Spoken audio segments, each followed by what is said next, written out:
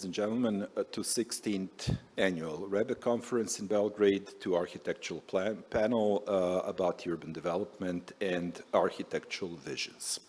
My name is Alexander Leko. I'm architect and moderator. You that are following RIBA probably remember me from a couple of last years. We have esteemed guests here, Mr. Jan Bogle from Bogle Architects from London, UK, Mr. Alexander Marjanovic from Reardon Smith Architects from London, UK, Mr. Milutin Folic from Sillage, Sillage, okay, sorry, Sillage Company from Belgrade, and Mr. Mark John Fenwick from Femrig Iribarren Architects from UK and Spain. Good afternoon, Mr. Fenwick. I hope that I pronounced the company name well.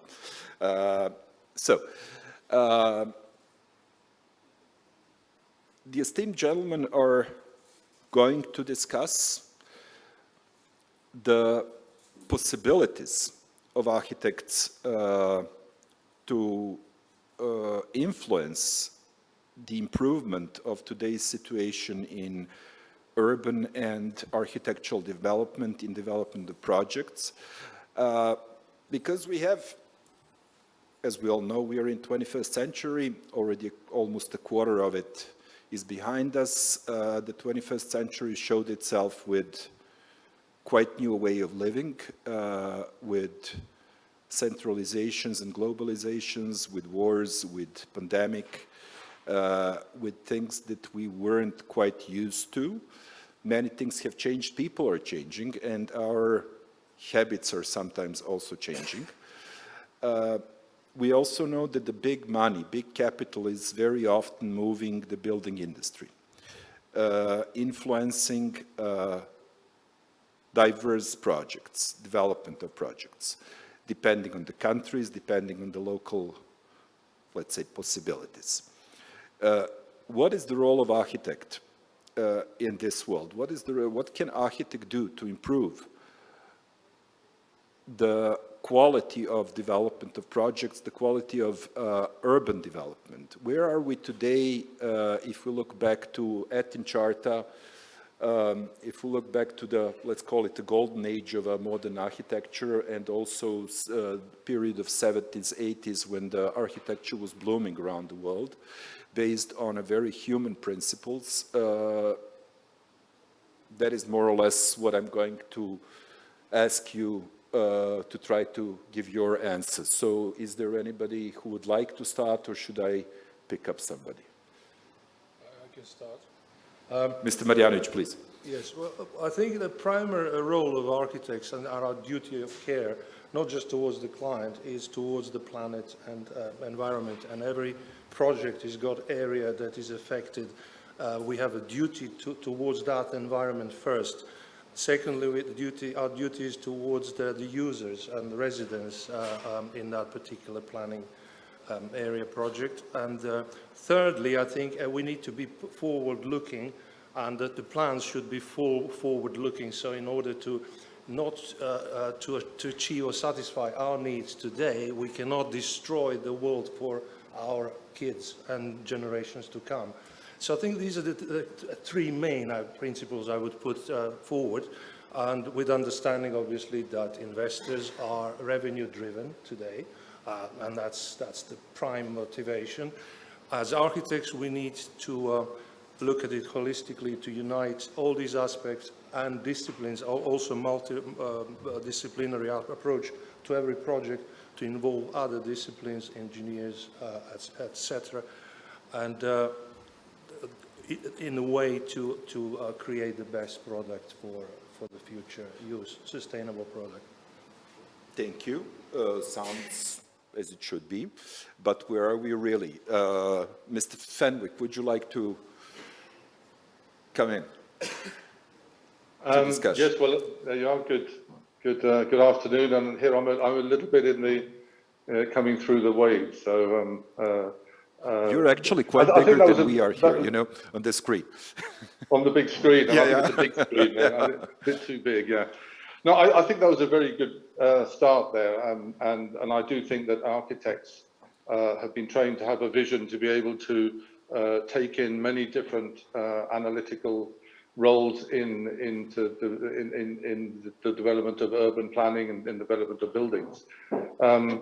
The development of cities we've seen over many hundreds of years, and there have been good examples and bad examples, and so it is good that I think architects should have that capacity to understand where we come from and where we're going. We are building cities which are for, as was said before, is not just for us, it's for our children's. And I think someone said once, a very healthy society is when old men plant trees that their children, under which they will never have a shade. I think we have this responsibility to design cities for the future and to create spaces which are sustainable for the planet, absolutely. But I also believe in sustainability for people to have an amazing place to live, to work, and to play. So I think cities need to be very focused on people and having a great place to live, but also obviously with this layer of understanding sustainability, which is something very responsible we have to do. Thank you. Mr. Bogle, you work also in different countries. What is your general experience? Where are we today, really? Can we really do that, or are there too many interferences? From your experience, I mean, maybe everything's perfect in your case, I don't know. Nothing's perfect. Okay. I think we've worked across the entire planet, pretty much. And it is different in different locations. And there are always different rules and regulations for different locations. But I think it's incumbent on us as architects and designers, master planners, whatever you want to call it, is actually to not only look at brownfields holistically, we have to heal the wounds that have been created. That's, I think, what we do as architects. You know, that's what we do very, very well. And the question was about value. Where do we add value? I think we can add a lot of value by healing the wounds properly. For example, we have a project in Prague, and Prague has a very strict plot ratios that are fixed. So if you're designing a scheme and you're allowed to build, let's say, 10,000 square metres, you're only allowed to build 10,000 square metres. Unlike London, where we can build as much or as little as we want because we don't have those regulations. But getting back to the value proposition, as designers, we have to make that 10,000 square metres work as hard as possible. Yeah? So I'd always tell this little story. We did this big scheme, a big city block, where our client owned a strip of land in the middle of a big city block. And we were in competition, and we knew that every single other architect would put pavilions in the space, because that's the kind of obvious architectural approach to do. Yeah? But from a practical perspective, anyone could come and build a 30-metre high wall down the boundary. So your pavilion's in the middle, their view is lost straight away if somebody comes and does that. So what we did is we said, we'll build down the edges and drop pockets to let light into the bedrooms, and then create a garden in the middle, which will be there forever. So the 10,000 square metres, we won the competition, obviously, but it was the value that we added to that 10,000 square metres. So that 10,000 square metres might have been worth $100, it's now worth $125. Yeah, so that's where I think architects really can add value, by looking at things from a design perspective that other people, maybe developers, wouldn't look at. So that's where we really add value. Well, sounds nice. Mr. Folic, you have been on two sides in your life of the picture. At least two sides, yes. You were a main architect or main city planner of city of Belgrade. Now you're a private entrepreneur. These are two different positions. What would you say? You were once, let's say, my opponent, now you're my colleague. How would you describe your experience with the different influences of on planning, of course, what you can tell us, on planning and on quality of this planning? Well, I think that, first of all, what Jan just said is that, for example, in UK, you're almost not limited, but you're limited by your education, your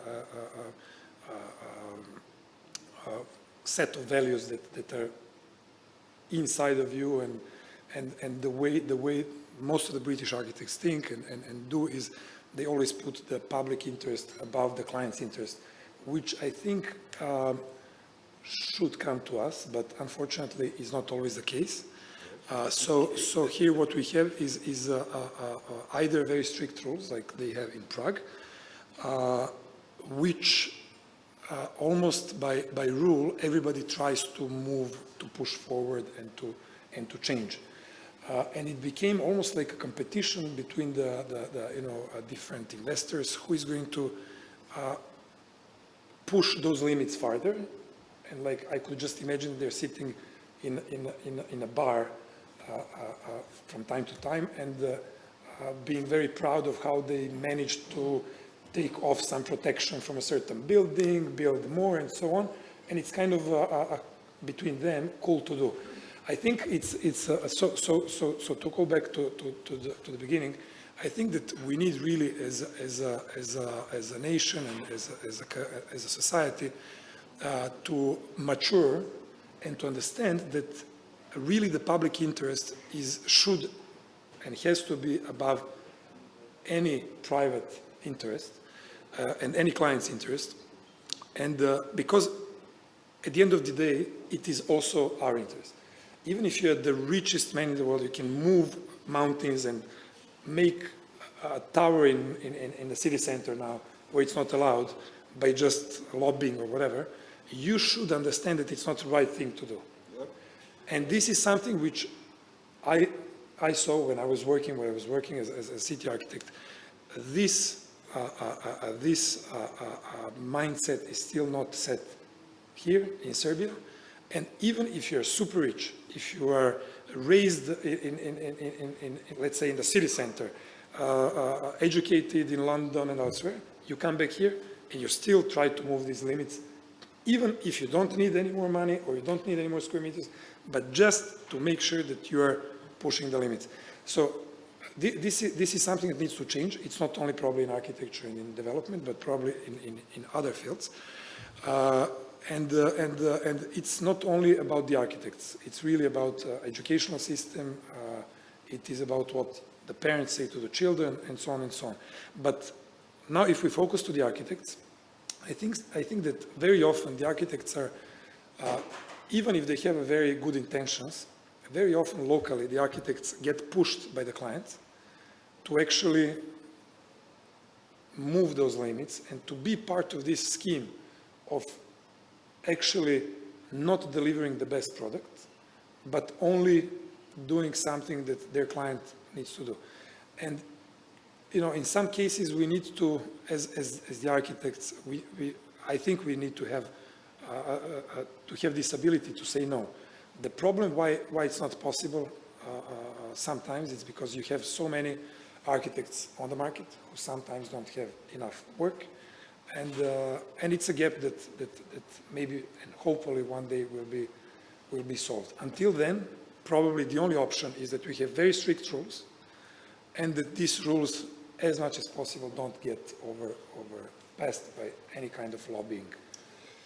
Well, thank you very much for this first insight. To go into a situation in Belgrade and in Serbia, I do not really dare, because that's my topic, and I'm afraid that we will lose the concept that we put together. I will get very angry and it will lead us somewhere else. Once I read the text about the saying of a North American Indians that whatever we use today, we have taken away from our children. Mr. Fenwick mentioned something very similar in his talk. We have to save whatever we can and build as well as we can for the generations to come.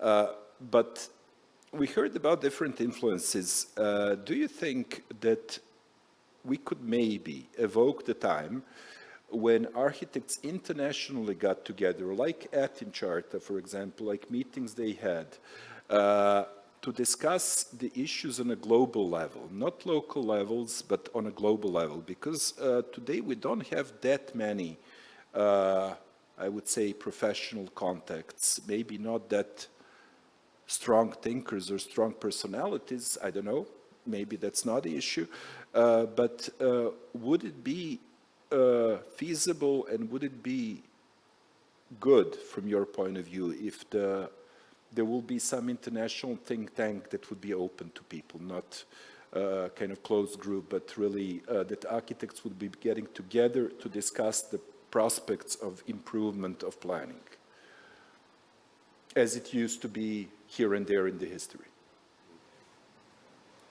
Yeah, well, in the global world, we're digitally connected instantly, and that's great across the planet. But I think the future in planning and cities and you know, urban environment lies locally, because every site is specific, and you know, so we talk about sustainability always, and this panel like this cannot ever get away. And in the last couple of decades or longer, this green agenda has been as lively or as full of beans, and I would call it green beans on this occasion, than ever. So we need to first look at the locally resourced materials, locally resourced, locally produced energy, and there's technologies today that can give us all that, and the future cities obviously will be differently planned with segregated traffic network and the rest. But for the green, there is lots of greenwashing still talking about sustainability in that narrative. And we need to also think about the way that we're going to dispose of some of these materials, including solar panels and batteries and all that. And apparently, from what I learned recently, there's millions of tons. You're going very much here in a detail, technical detail, which I understand fully. But I was more thinking about the global discussion to help each other develop new ideas or maybe approaches. I don't know. We are connected, yes.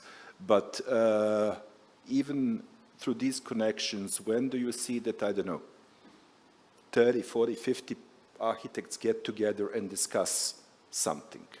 Rarely. I mean, few people do sit on Zoom or something, but that's it. It's a business connected. It's not a theoretical. And I'm talking about a theory that could maybe be a force to influence changes and improvements. Because our world is, that's my point of view, I mean, that's what I'm asking you now. Our world is frail only to pressure. And one bigger group of experts can do something or achieve something where few people can't. I mean, the larger community, obviously, the group of experts is stronger than one person. However, lots of it also lies in personal integrity of architects. I think Milutin mentioned this earlier, and it sounds like it's a question about ethical or unethical approach of, you know, client and architect towards the project. So there is education, there is this process that precedes that before we come to that point. I'm not convinced that the sort of like a global centralized body would be, for me, doesn't sound like a right idea, because we are all individual, we have our own integrity, personal integrity, or an architect in particular responsible how we approach projects. So there is a good question, but I'm not convinced that global body would resolve. Okay, thank you. Yeah. Mr. Bogle. I would tend to agree as well. I think you have to look at all the different climates. So I don't think you can really have guidelines for the world. I think you can have a philosophy for the world. So I think the starting point, getting back to before we even look at regulations or guidelines, etc., the mantra is that we need to be doing more with less. And I think that's the starting point for any project. It's Any project, whether it's a master planning exercise, whether it's a one-off building, whatever sector it's in, that's the starting point that we all have to start from. Every architect, yeah, and that's what every architect should be saying to the clients as well. How do we make this project better from an environmental perspective, and how do we do that with less resources? Yeah, so we're using actually less all the time. I'm guilty. I stayed in a hotel last night, and I know that I spent 5 more minutes in the shower this morning. Yeah, because I wasn't paying for it. Yeah? Yeah, for that hot water. And there's been a lot of discussion about luxury in resorts, but you have to use less. That's what we all have to do, you know. It's an individual decision, isn't it? It is an individual decision, and that's the problem. I remember having an argument with an office agent in London years ago, and he was talking about, because office agents, they always just look at the last project they did, so as long as the project that you're putting forward is the same specification as the last one, then that's fine. They'll be able to let it to the market. And I said, why don't we open the windows? And this is 20 years ago in central Mayfair, saying, why don't we open the windows? And the look in his face was just utter shock. I said, opening windows? What? That just doesn't happen in London. And that's the guy who's marketing the building for the client. So, you know, we've got to keep pushing. And eventually people catch up. Yeah? So architects should be educated. The thought of a global guidelines, I think that's bananas, really. Yeah. Mr. Fenwick? Yeah, please. No, it's very interesting.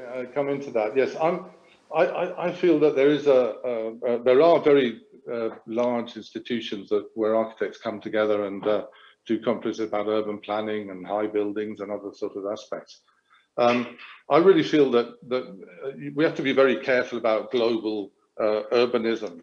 Otherwise, we will have McDonald's urbanisms all over the world, and I think that would be terrible. My personal preference is to understand the global experience, but then really, we do look to do a local understanding of the local urbanism, of the way people live in the cities.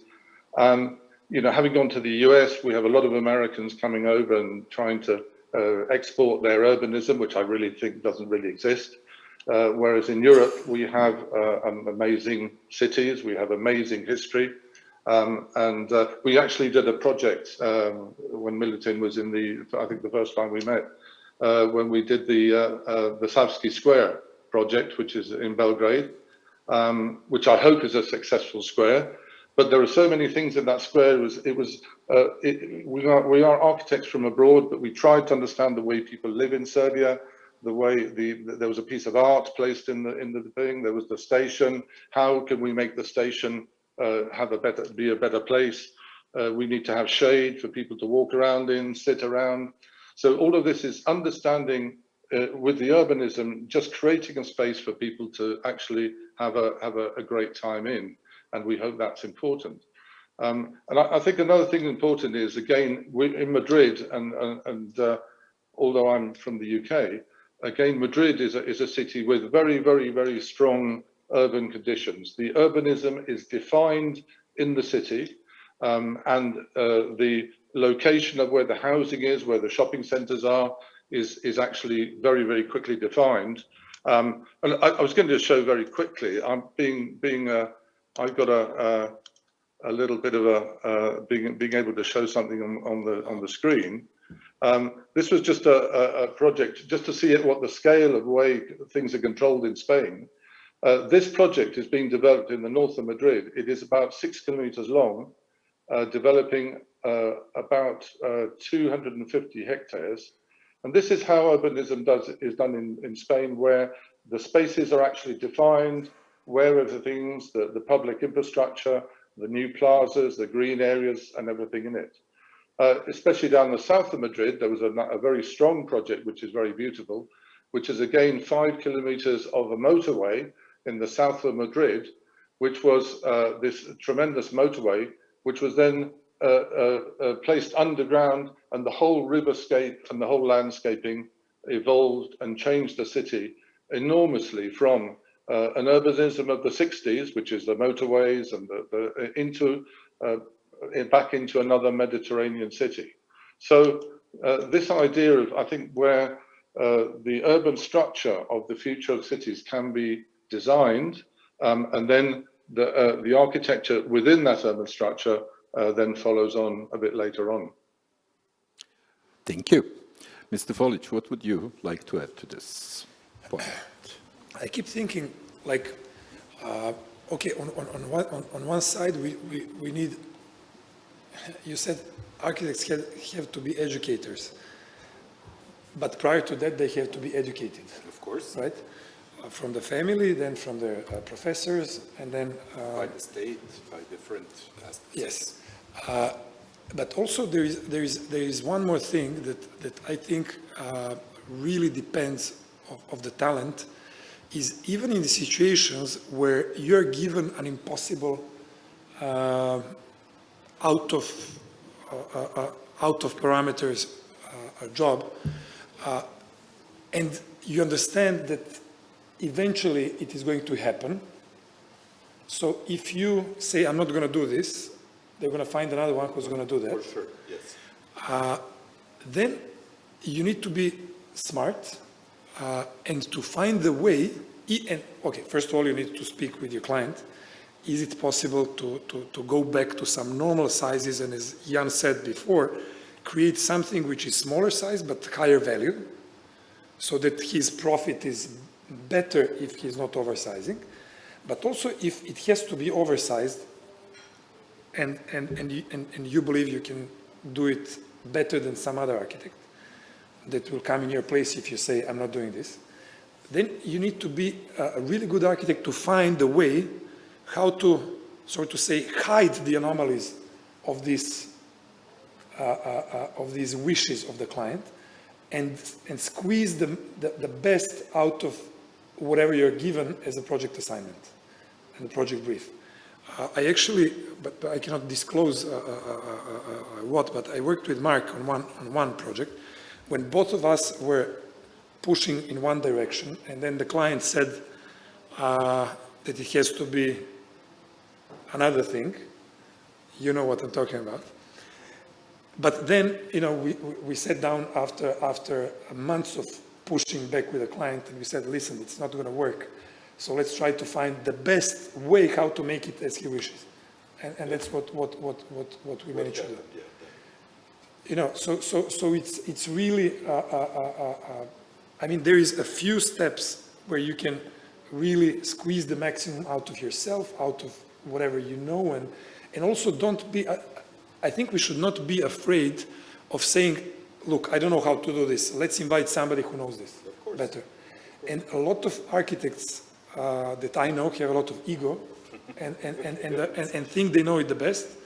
But actually, I think the right way is that if you see that you're not too comfortable, invite a colleague, do it better with somebody who might help you, might trigger something that you didn't think of. And these collaborations between different architects, I think, can also result in a good thing. Yes, for sure. Thank you. I have, Mr. Fenwick, I forgot to ask you, the plan for Madrid you showed us, was the master plan done by the City Planning Office of Madrid, or was it the product of a competition? How did it come? Yeah, no. Normally, it's a bit of a mixed issue. It is certainly led by the Madrid Town Hall. So the Madrid Town Hall develops a strategy or an area they want to develop. I mean, it's unlike London. I mean, you're quite right. In London, you basically take areas. But I mean, I remember when the Olympics in London, there was a great area to do not just the stadium, but also the area of the park around it. But for instance, in the RIBA one, which is the burying of the motorway in the south of Madrid, there was an international competition for that, and the winning competition, which was a mixture of landscape architects and architects.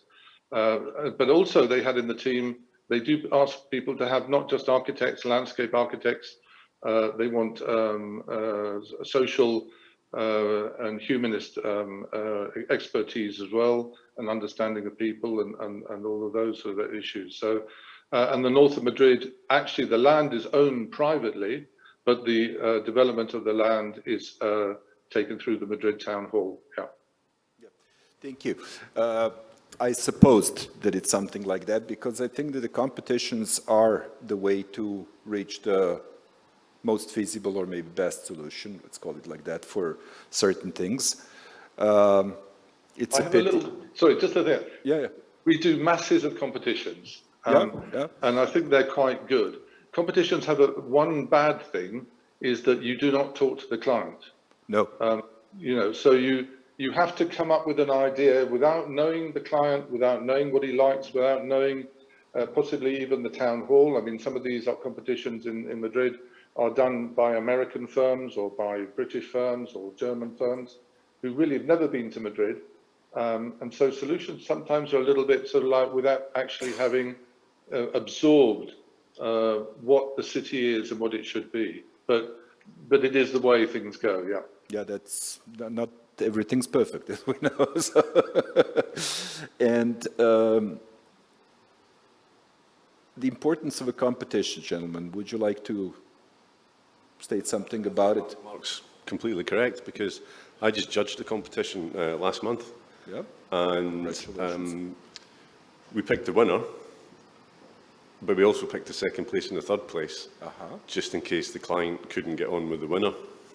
Yeah. Not saying where it was or what it was, but that was the philosophy that we took as a jury, that, yeah, this is the best scheme for all the right reasons, but, you know, the client and the architect might not see eye to eye. So you have to find a solution for competitions to actually work properly. And look, the other point Mark said, you don't get to talk to the client. We actually did a competition in Saudi Arabia.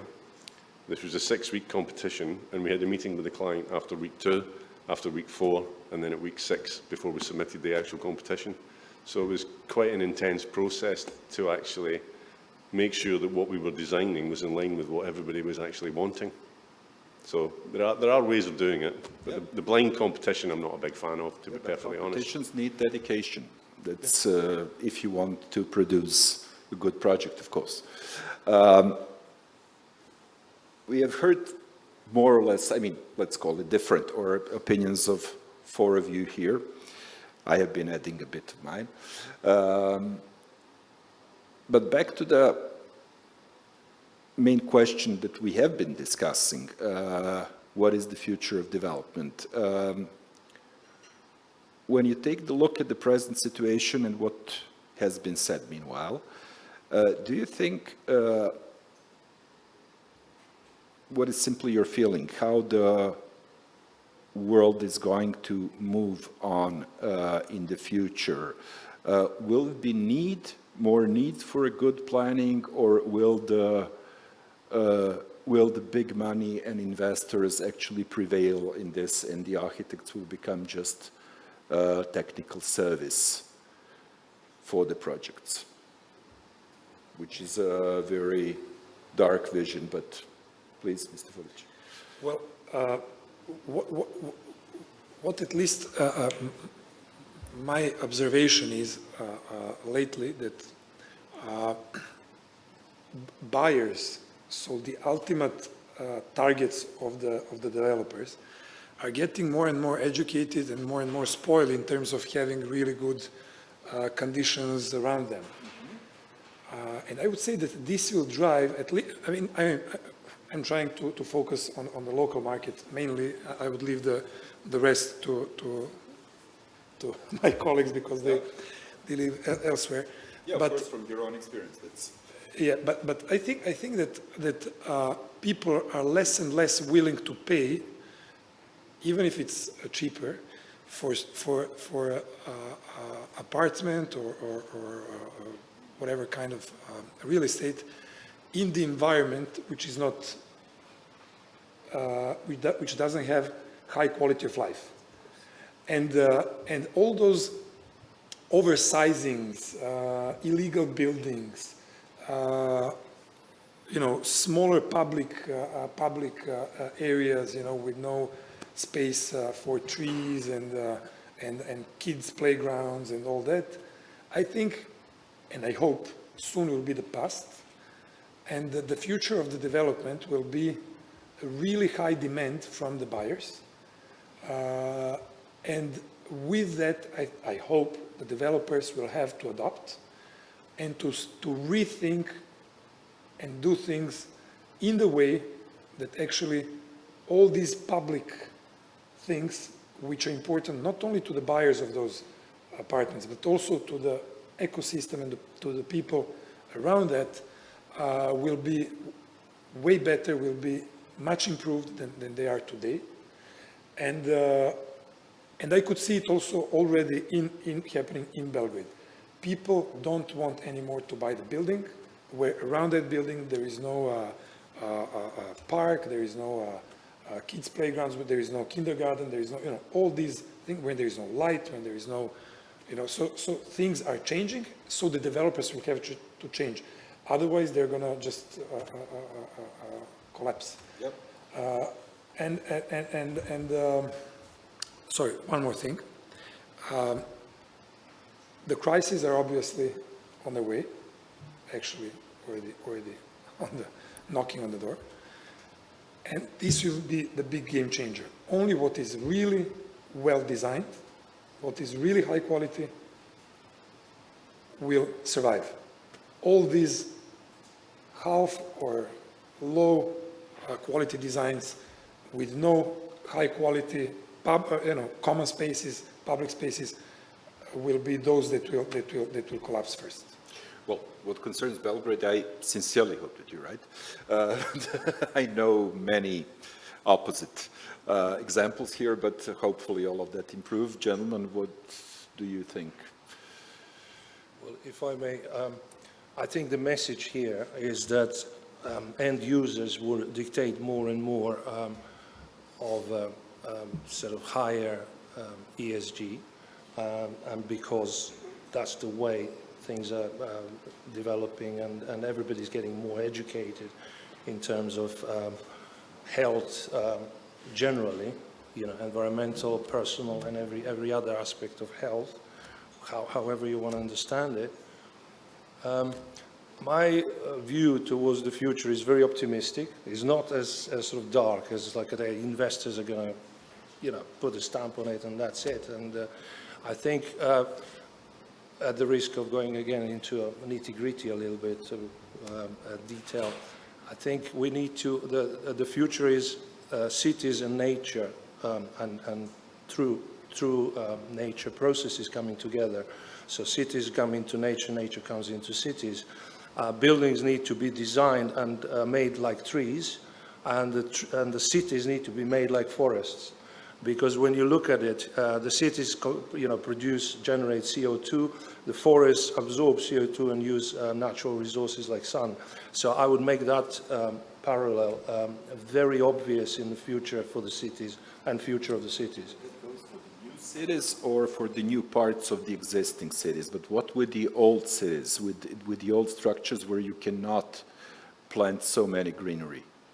If I may, that's an excellent question, because the sustainability, again, as I said, there's a lot of greenwash, is not about new construction. Obviously, investors prefer new construction, new build, because that's the most revenue-generating buildings. However, with every renewed and repurposed building, we are saving enormous amount of energy, built energy that is already in the buildings, and that needs to be taken into account when measuring and rating the carbon footprint, especially for concrete, the highest carbon footprint in any material. And more in Europe, I see the trend now, old buildings, industrial, derelict buildings are being repurposed for habitual use, or studios, artist studios, office spaces, and that's really widespread now in Europe. Yeah. Please, Mr. Fenwick. Sorry. Okay. No, I totally agree, because I'm not sure if you've seen the national stadium that we're doing in Belgrade, which has got trees and plants around it, which is a totally new idea. I just think that really, I do think that we're talking about sort of developers but I think successful cities really should be led by a person. I remember when Milutin was the head architect, and I must say I've never seen a head architect of a city so concerned about whether the cobblestone was loose or things going around the city, and we would have to walk everywhere. But the thing is, if you do have politicians who establish a very strong desire to have a magnificent city, because cities are not just housing, cities are museums, are hospitals, are social housing. Cities is the urban realm, it is creating streets and avenues, and so there's layers upon layers of things that are required to be done. You know, you remember the amazing, strong decision to do the Pompidou in the middle of Paris, very strong and polemical decision, which has become an amazing success, or the pyramid in the Louvre.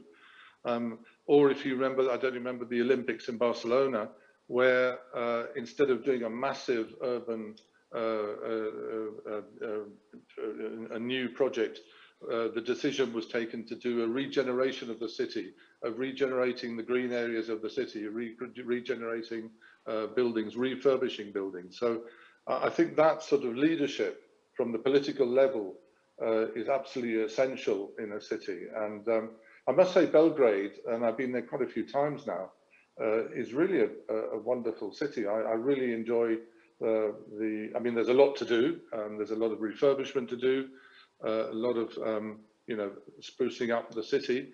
But in general, the idea of people going outside, walking the pedestrian streets, the area down on the river with the restaurants, the new development of the Belgrade waterfront is all, I think, producing quite an interesting city that I hadn't known before that.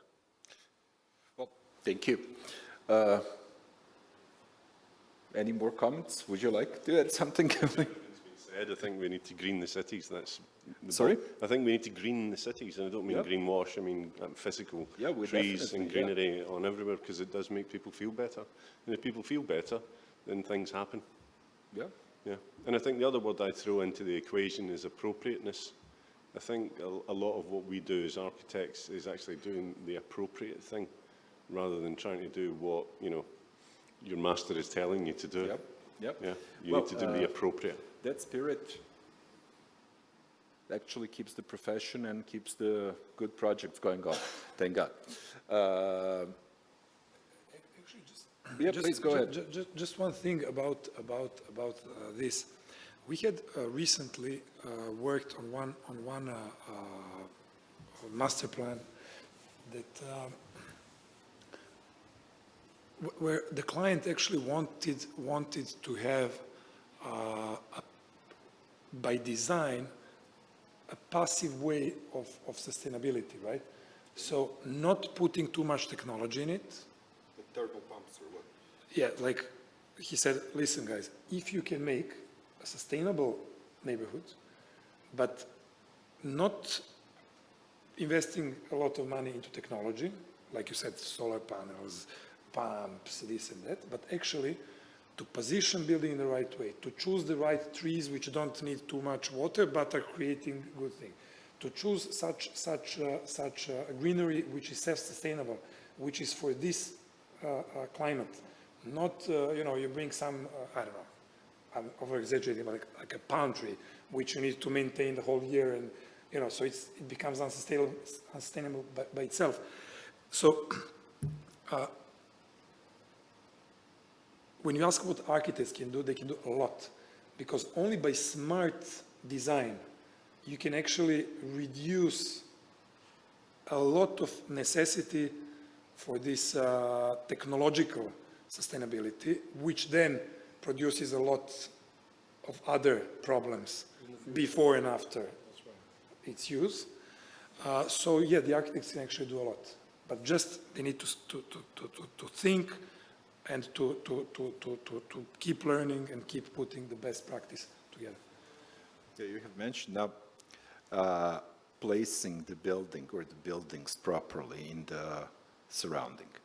And that brings us actually to the beginnings of the written architecture, to Marcus Polius Vitruvio, 10 folios of architecture, 2nd century BC, I think.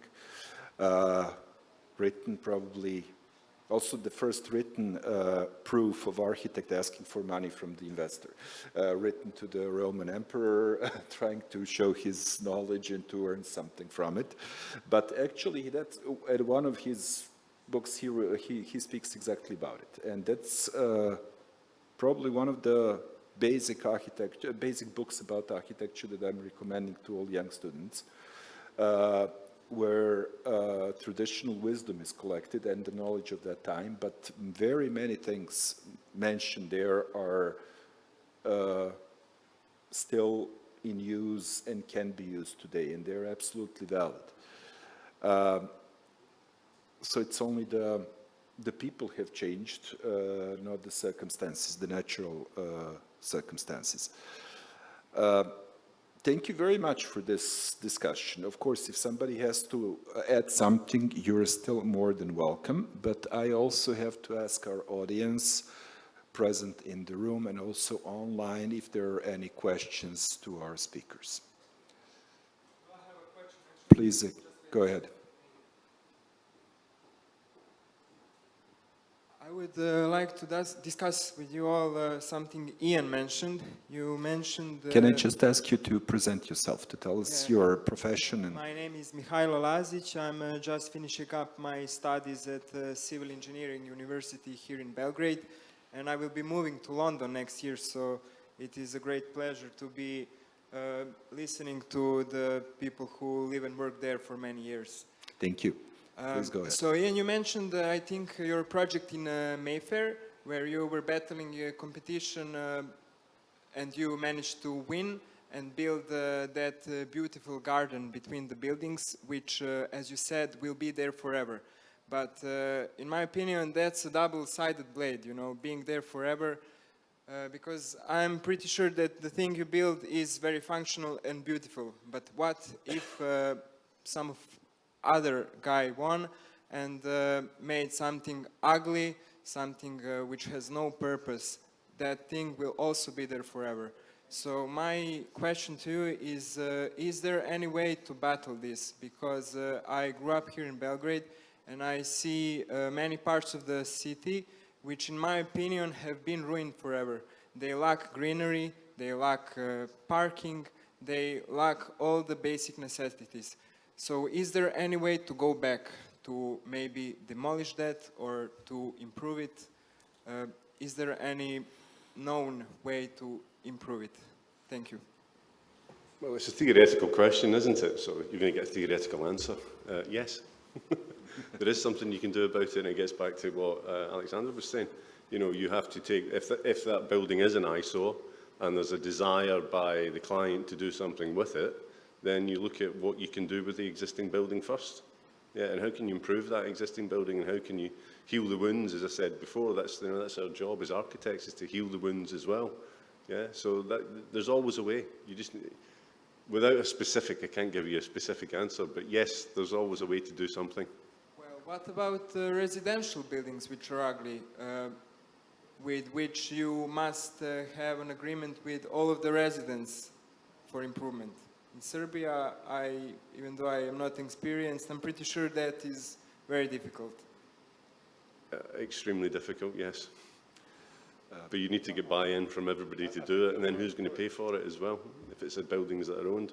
We have this problem in the UK at the moment, which is digressing, which is buildings that haven't been built properly from a fire perspective. I think you probably remember the Grenfell Tower thing. So that issue of people who own separate apartments in an overall building is actually happening in the UK at the moment, but it's lots of insurance issues going on in the background. So it is very complicated, but it can be done, because it's by necessity. It has to be done on those buildings because they're theoretically unsafe. So there's always a way. I would like to thank young colleague for this question. I appreciate it a lot because it's a very serious question.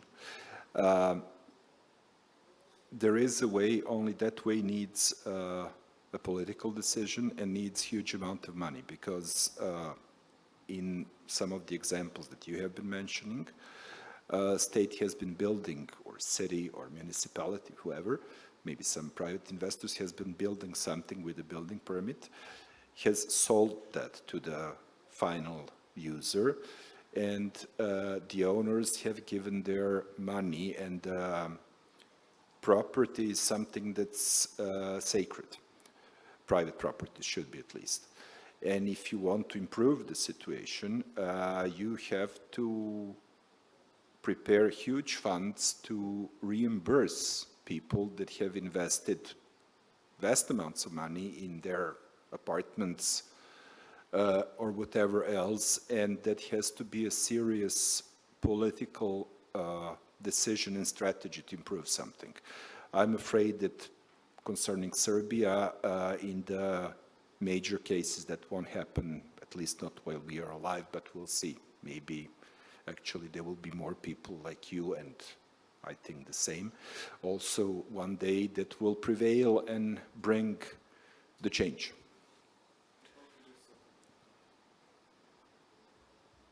Gentlemen, ladies and gentlemen, please. Yeah, no, I was just saying. Sorry, Mr. Fenwick. Yeah, thank you. Yeah, I'm in the background there. Yeah, sorry. I should be there. No, I think it's a good question, but I mean, you know, cities last hundreds of years. We all know, I mean, for instance, in London, the Barbican in the 60s, there were some horrendous examples of housing done. What normally happens, at least here in Madrid, is that the good things tend to become catalogued or tend to become protected.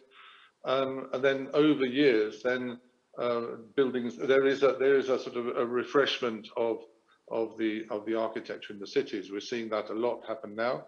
And you know, also it's also very difficult to say what is nice and what is ugly. You know, I mean, people have different opinions of that.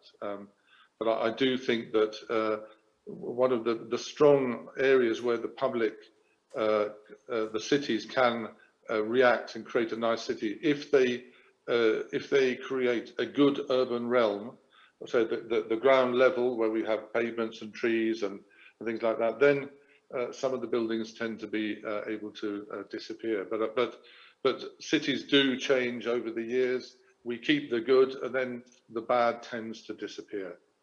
But it takes a long, long time. Yeah. Okay, then, Yes, so it does. It's not forever, as Ian said. Well, forever for you and for me. But you know, if you go back into the cities 100 years ago, 200 years ago, you know, the cities now are completely different. And in, say, another 60 years, we'll see what the cities are like.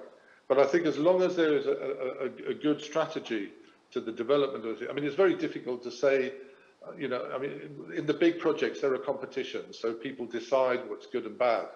But normally with developers, there is no real public control other than what will sell better. And I think developers will try to make a beautiful building because it sells better, which makes them more money.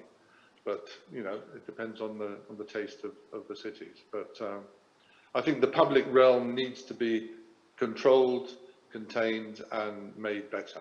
And then the private sector then does the best they can. I would second that as well. I think when I said the park will be there forever, that's what I wanted to say. The building can change, be adapted, do whatever. But the park, the green bit, that's what we've all been talking about making the world a better place, making it greener, because that's what makes us all feel better and healthier and all the good stuff. The public realm will be there forever. The buildings will change. Thank you. Well, yes, we have, okay, 3 short minutes. Wow. Hello? Right, so hi, my name is Sasha, and I had a good fortune to work with most of the panel, and a very notable exception to the rule that I would like changed, which is I'm an engineer, and I am a low energy, low carbon specialist, and we don't get involved often enough. True, we sometimes do those, you know, technical solutions that people don't quite like or not as popular. But it's the early stages of the design where we can contribute most that would make the least damage. So we just urge people that are watching, I know the people on the panel know this, to, as you said, Milutin, include everybody, and also Mark said it, include the engineers very early on. to make sure that we hit our ESG targets or our low energy targets. Thank you very much. Thank you. Ladies and gentlemen, unfortunately, the time is almost off.